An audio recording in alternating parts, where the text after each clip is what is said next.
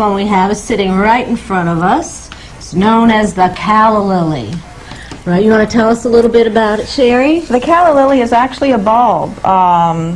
Normally can be grown outside and is planted after last chance of frost, but you can have it most times of year, especially early spring, in the home. Outside they grow in marshes, so these are good plants for people who tend to overwater. You could water this plant a lot and it will take the abuse. I know there are some overwaterers out there, so you may want to look into a plant like this. They tend to like generally a north or an east window. They can tolerate a mild west window. They like to dry just a little bit, maybe a quarter-inch down in their pot before you water thoroughly. Like I said, they can even almost sit in water. I don't recommend it, but they could probably survive. And they send up these really nice spathe-like blossoms, which the one blossom will last as long as a week or possibly more, so you can enjoy them for a long time. Oh, now you wouldn't recommend then this particular plant for a south window where it got sun all day long? I think it would probably bleach out. The leaves would bleach out. The flowers would be fine, but the foliage would tend to get a little bit burned. Oh, okay. So this would do best in front of those windows, like a north-facing window that got no direct sun, or an east-facing window that got some morning sun, or some combination thereof. Exactly. A little bit of afternoon sun will be okay too, but I guess this one doesn't want full sun.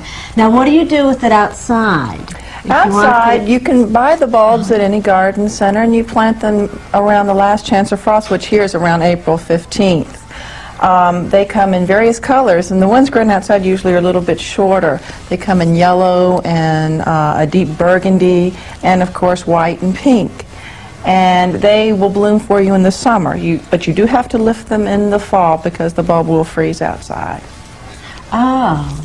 Well, that sounds wonderful. Now, can this particular plant stay in your house all summer, and then can you plant it outside in the fall when it starts dying back, or should you leave it in the house till spring? I would leave it in the house till spring because the bulb would freeze outside. It will bloom probably for 2 to 3 weeks, maybe even a month to 6 weeks indoors. After that, you would treat it just like a normal little greenhouse plant. Oh, okay. So what you want to do then is after it's died back, if you keep it in your house, go ahead and cut all the foliage off and then put it in a dark, cool place till spring and just forget about it, right? Exactly. It can be dormant.